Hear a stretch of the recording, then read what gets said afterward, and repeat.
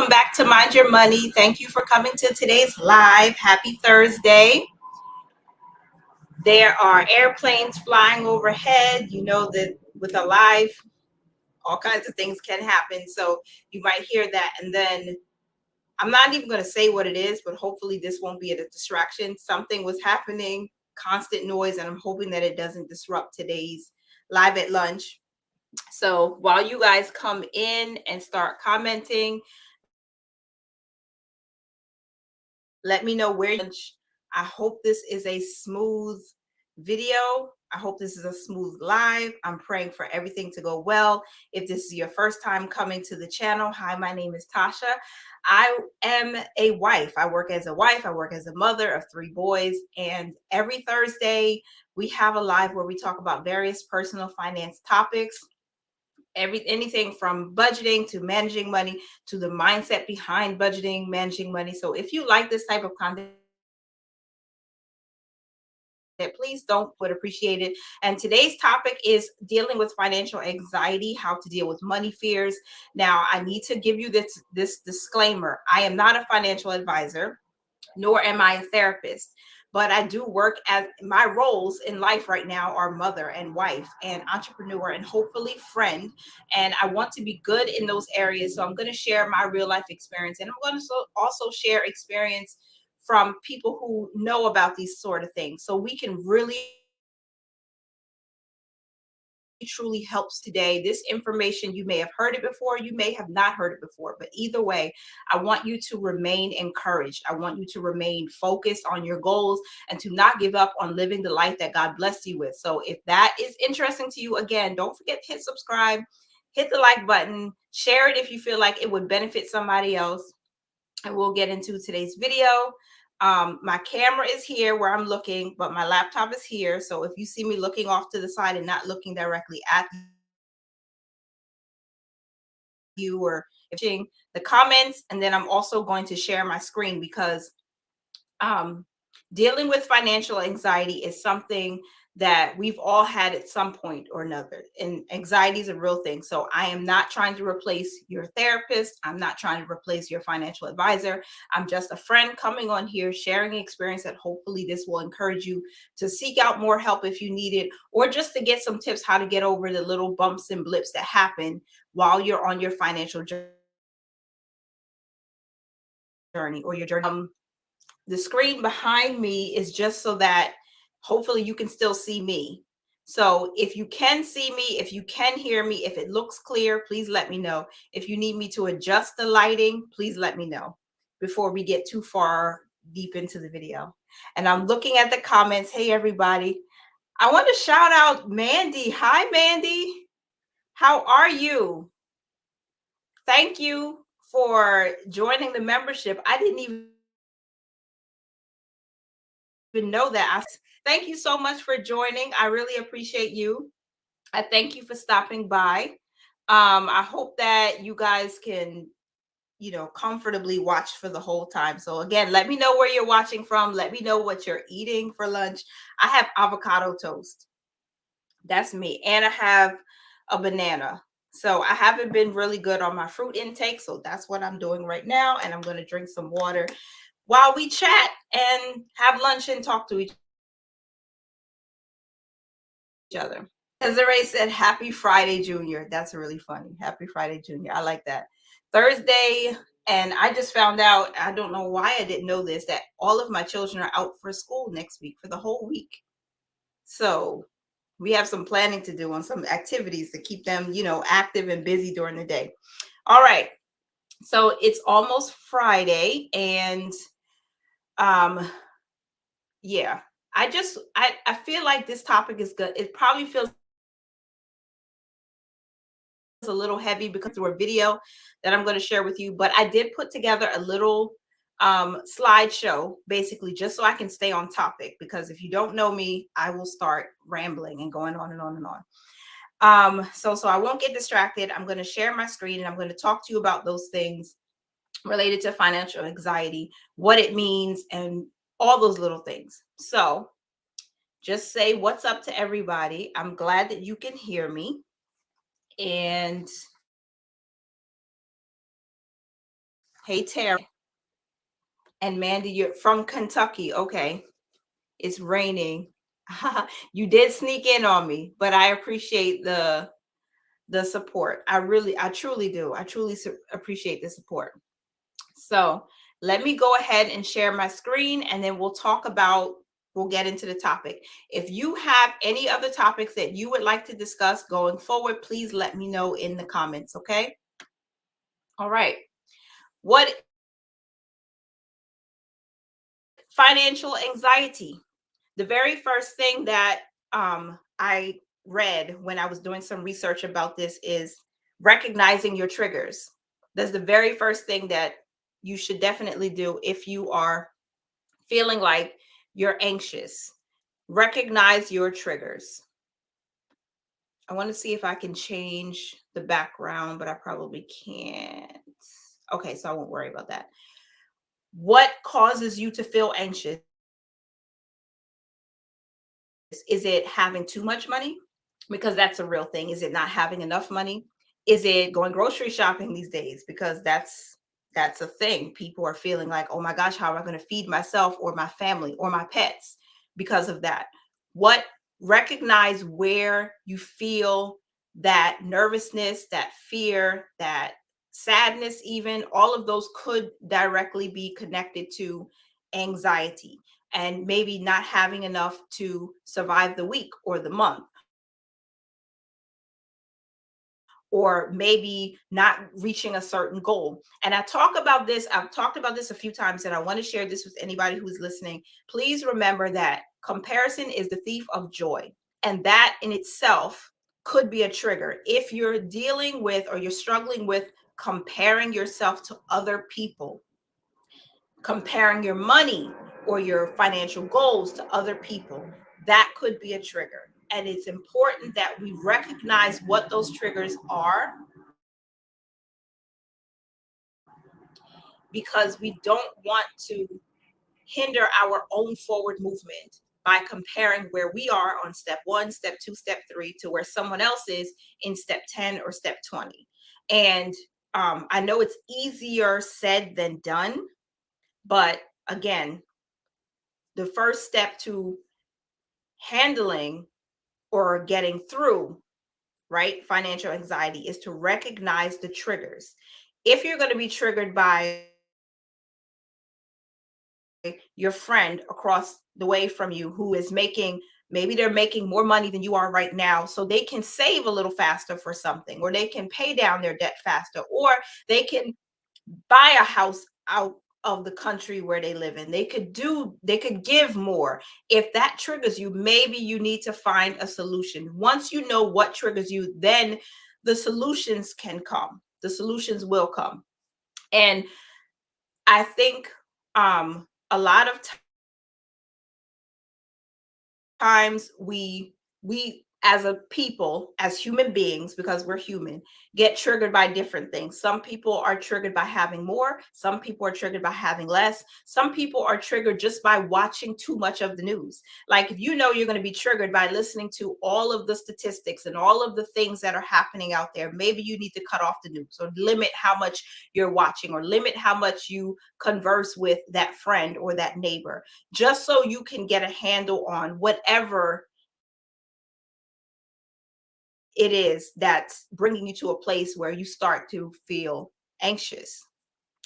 And I'm going to move on to the next slide. Financial anxiety is it's not good, it's not healthy, of course. I mean, it's healthy to know what's going on with you, but it's not healthy in itself if you're not knowing what triggers you, and then you don't focus on what's most important. So the second tip that I found when I was researching was to keep a very narrow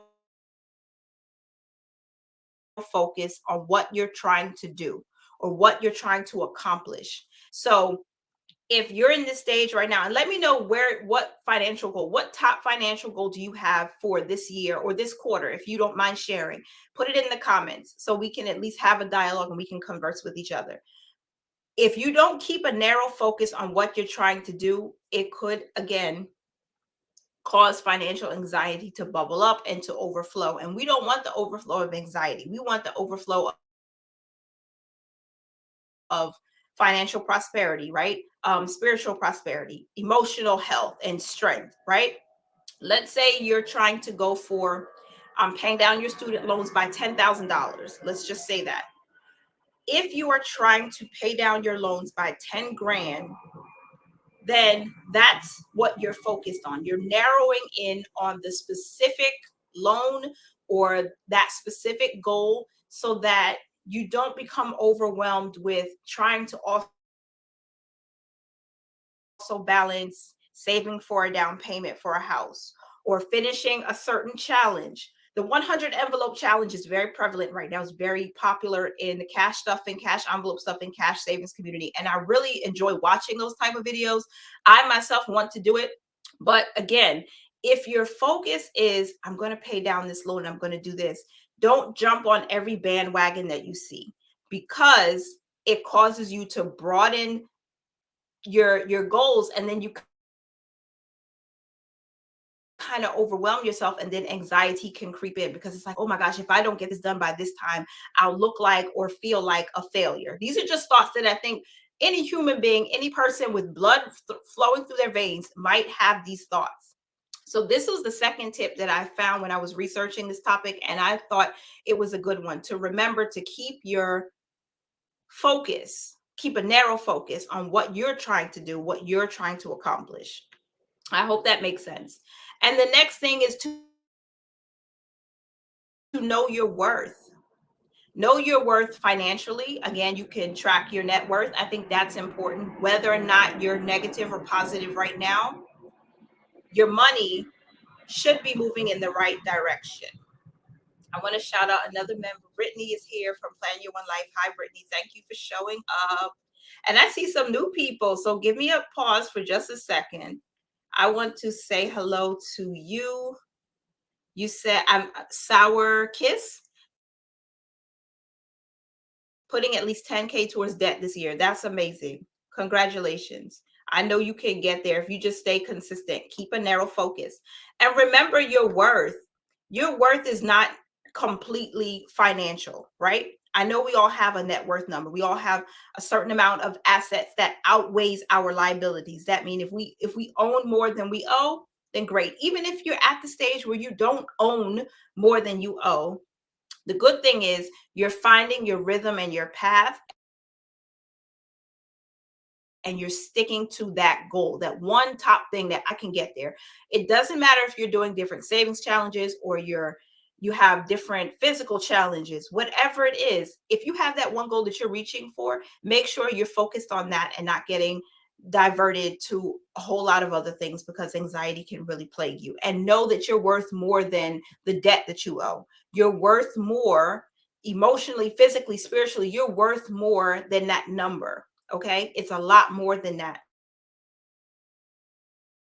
So please don't get caught up on the number itself, because the numbers will change as you grow, as you mature, as your income grows, as your number of assets you own grows. If you own your home, if you own your vehicles, if you own property elsewhere, if you are a giver, if you are an enormous giver, that grows you from the inside out. So your worth is more than just financial. So know what that is, and make sure to check in with yourself, check in with your prayer partner, your accountability partner, check in with your friends that you love and trust, check in with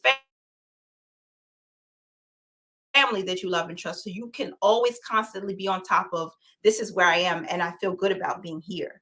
And another tip I think is important, and I do this myself, is looking back on past wins to see how far you've come, because that's important. I know sometimes we cringe because we look back at old photos or old videos or old notebooks or planners, and we start to think, oh, I didn't do this well, or this didn't sound as eloquent as I wanted it to, or I didn't save as much, or I didn't pay down as much debt, or whatever the case is. But you're still winning. As long as you're growing, as long as you're maturing, as long as you can see growth, always tend to look back a little bit just so you can see where you've come from. It's not to harp on the past, it's just to see that there is some growth. And I know my worth is continuing to increase. I hope that helps. And next is to ask yourself what motivates you, and use that motivation to fuel you on your journey. If it motivates motivates you to write things down, or if it motivates you to have a conversation with a friend or family member, do that. Whatever it is, if it motivates you to, if you have a certain routine or a certain quirk, whatever it is about you, find out what motivates you and stick to that and let that fuel you so you can avoid going deeper or even entering into anxiety. Don't let anxiety, I feel like, is something that will come at you trying to find a way in to your heart, to your mind. And if you allow it to come in and you don't have something to, a tool to fight against it, then it could cause you to, it may cause things like sadness and depression. And we don't want those things, right? We want to feel excited on our journey. We won't always feel excited. We have to go through the motions and the different things and the ups and downs of life. But if anxiety is trying to come in, these are some tools and some ways that you can fight it, get rid of it, or get out of it, right? Know what motivates you and then allow that to fuel you on your journey. And I want to go to some comments. What did I miss? I see. Oh, I said hi. I said hi to you, Desiree. Look at me. Oh my gosh. If I was recording a video, I could edit all that blah, blah, blah, blah, blah out. But we can't do that. All right. So, hey, Leroy, you haven't subscribed to Leroy, or if you don't know about his channel, please go and subscribe to him. I'm not sure where he is on his monetization scale, but please go ahead and check him out and just help him out, because he's just an awesome storyteller and he just keeps it real based on his position. I think a lot of people can learn some grit and tenacity through watching his channel. All right. And Tara, I can show it. Fine. Oh, Kathy, I'm sorry. No. Both of you said it. Okay. Kathy says your why is so important. That is true. And Tara, Journey to Wisdom and Wealth, said the same thing. Find your why and know your why. And that's really important.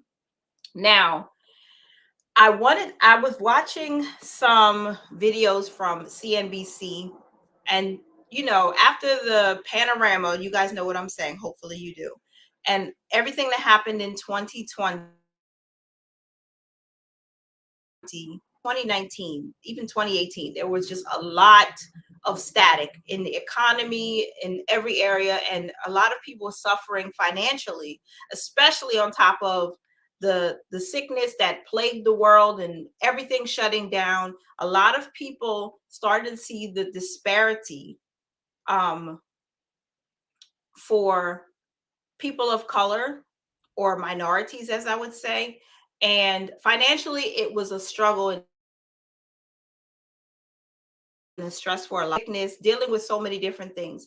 And CNBC had a few different videos on YouTube where they talked about these disparities, and they gave numbers and stuff like that. So I want to share a snippet of a video that talked about financial stress. And again, this is not I don't want to put anybody down or make you feel sad. I just want to bring some awareness to the things that are happening. And hopefully you can find something in this that you can pull from, or you can send this to someone who you think is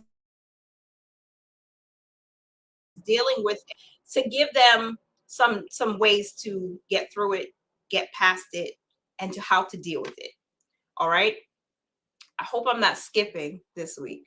So I'm going to add this here. I'm going to shrink myself down, and I'm going to play this. I want to be able to see. Let me play it. Something that comes up time and time again when we query Americans about their personal finances. Essentially, it is them on an ongoing basis. So trying to pay for everyday items, not having emergency savings, and debt.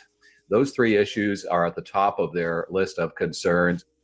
Tanya Schultz and Leah Landaverde became money coaches after they experienced their own financial struggles. So I was in debt off and on all of my 20s and early 30s.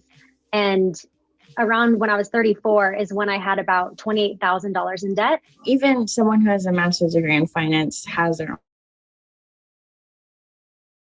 personal finance issues, how to adult, as well as how to be in this corporate world, make an income, which for sure led to overspending, lifestyle creep. I was in this debt cycle of trying to get out of debt, paying off debt, getting back into it. And I was just tired of feeling like I could never get out of it or feeling like I was always going to have debt. More than 80% of Americans ages 18 to 43 said money is a significant source of stress for them. Certain individuals are struggling more when it comes to concerns about inflation and money. Between men and differences in the way they processed it, we had more women tell us that it was negatively affecting their mental health, yet men told us that it affects their mental health more often. I felt like I was at a low point because for my age and where I wanted to be, where I thought I should be in life, I felt like behind. I didn't have any savings. I was living paycheck to paycheck. In a lot of ways, money is a safety net or a source of stability. And without it, people feel vulnerable and anxious about the future. Latino and Black ages say that money was a significant stressor more frequently than white and Asian respondents. Especially coming from my experience as a first gen, my parents didn't know how to navigate this financial system. That's why. And this is something I wanted to talk about a little more, because if you didn't grow up learning how to balance a checkbook or how to save or how to pay bills or what pitfalls to avoid, like our debt, how to manage your household finances, then of course there's going to be a deficit. And a lot of people, unfortunately, who have the same shade of color as me have suffered tremendously. And it's not to say that it's only people of color, brown skin, Black people, but anyone who grew up not knowing these certain things end up in a cycle of debt. And at some point, and I believe most of us here, those cycles, if not for ourselves personally, for our children or nieces and nephews, we're sharing information with them on what to avoid and teaching them how to save, how to avoid debt, how to invest their money, how to have a clear mindset about money, that it's not evil, it's not wicked, and to not follow, there's a word I want to say, but I'm not sure if it's the right thing, of this American dream. Now, I don't know how many people here believe in the American dream if you're in America. I know there might be some international people here, but what do you think about, let me see. I could edit this part of the video out if I was recording, because I'm trying to get my thought together. I think the statistics do speak for themselves, but something that I thought about as I'm listening in a minute was a lot of people, for me, when I grew up, you had to know how to clean a house. You have to know how to sweep and mop and how to cook food. But we didn't necessarily learn, well, how do I make a grocery list? How much do I know if I'm spending too much? And how do I pay a bill? Like, those things didn't come up, not even in teenage years or young adult years. And it kind of felt like starting when you become an adult and now you have all this thrown at you. Like if you started college and you're taking out loans and you're getting all these offers for credit cards and you want to get a car and you get a car loan, you don't know the ins and outs because you were never taught that. We might have been taught how to present ourselves well, personal hygiene, cleaning your house, how to cook. But what about all of the things that we need to buy these things, to maintain the house? We didn't learn how to manage it. So the deficit is there, but maybe now we're trying to get through that. We're trying to get past it so we can teach the people coming into adulthood now, our children, nieces, nephews, grandchildren, how to manage money better. Let me go back to this because I don't know why I feel like I'm losing my train of thought. I even myself entered finance because I saw the stress my parents faced. So then I could learn and help protect them as well as protect the community and providing them education about finances that are, transparent. Many Americans don't feel 100% saying it's, quote, going to take a miracle to be ready for retirement. I think the problem in recent years has been that there has been this so-called risk shift, whereas the risk of being responsible for things has been shifted from others onto the individual. What can you put on that list? The cost of obtaining a college education, previously in the public realm, borne by taxpayers. We know where that's been going. The burden of saving for retirement was often more heavily owned by provided pension benefits. That was shifted to individuals with the changes in 401ks. Healthcare has become increasingly. So I don't want to harp on that too long, because if you wanted to, I know you could probably go watch the video. There was another video recently, I couldn't find it, but it was talking about how the middle class is basically being squeezed to the point where they're being eliminated because of credit card debt. The title of the video, I'll put it in the description after the live, but the number one reason why this one woman who represented the middle class, her and her husband combined made over $100,000, but they were sinking. They didn't have enough money for savings, and they barely were able to invest because of the cost of everything. They had 2 cars that they were financing. So the debt that they had to pay every month was eating up any additional income that they could save for not just themselves, but say, well, 2 car loans and credit cards, and on top of that, groceries, it's costing us too much and we can't afford to live. So that was an eye-opener for me. And for me, I was thinking, well, that's the reason why the middle class is being squeezed, because of not student loan debt, credit card debt, and not having the opportunity to save because all your money is going to the past. So I feel like it's important to take a look at, where is my money really going? And how can I avoid financial anxiety? Get rid of the debt, pay down the debt, downsize your living space if you need to. A lot of things that are uncomfortable. And I want to highlight Leroy's comment. I'm just going to scroll back up so I can find it, because I read it, I glanced over it. Leroy said, I think the American dream is attainable for everyone, but the majority of people don't achieve. People want the easy fix.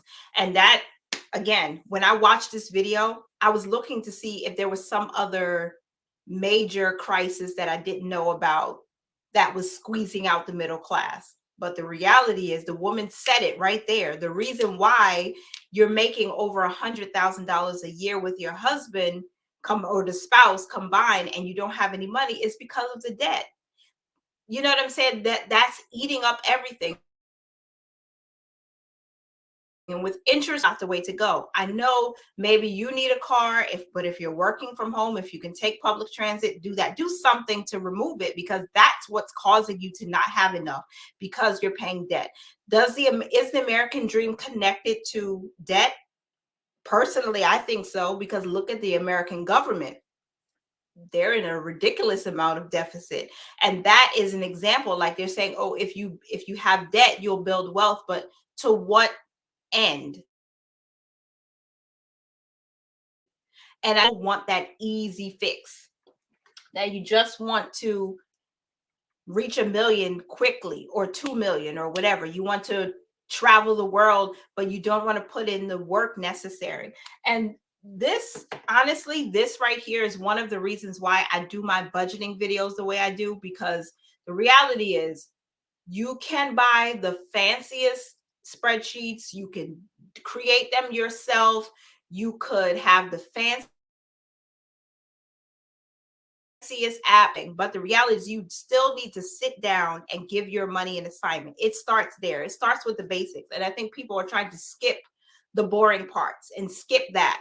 And of course, it's not terrible, it's not evil to have debt, have a car loan or whatever, but don't allow it to consume everything you earn or deplete your earning potential. Something I learned growing up from watching my parents was that if you work 80 hours a week, you can get the large flat screen TV. You can get the big fancy gadgets, but you're exchanging so much time for that money. And then you have to go back just to pay off your credit card or just to pay down the loan or pay the higher electricity bill. Like I don't want to, me personally, don't want to work so hard for something and not have my freedom of time. But you have to put in the work of budgeting, tracking expenses, getting like a lot of it, so that you don't get into this rat race of I gotta go to work, because if I don't go to work, I don't get paid and I can't pay the credit card. I can't pay Amex, I can't pay Discover. And then if I do stay home, then I lose out on that time, and then I'm trying to catch up even more. Does that make sense? I feel like people should want to work harder, and not everybody will, but I feel like the American dream is limited because you can only earn sometimes it's so much because life happens. You want to experience and enjoy it. I don't want to work all the time and not have any freedom to move about and do what I want. A lot of people didn't learn how to live financially free or how to live financially smart. So that deficit, we need to fill that gap. And sometimes sharing the simple ways we do things hopefully can reach the right person, and so on and so forth. This is how you do it. I know it seems boring to budget, but it's important, because if you don't know what's coming in and what's going out, you can't reach that goal of $1 million. And the only way to do that is to know what's happening with your money. I want financial freedom, financial independence versus the American dream. I'm sorry, you guys, just a minute. Hello? Are you okay? Hello? Yes? What's wrong? What's wrong?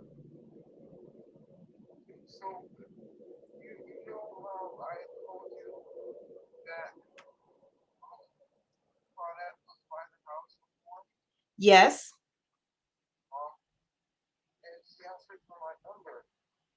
You saw her today? You gave her your number?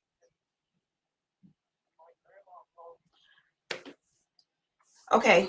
I have an emergency and I have to leave. I'm so very sorry. I really appreciate everybody for coming, and I'll have to talk with you guys later. Thank you so much for coming. God bless you.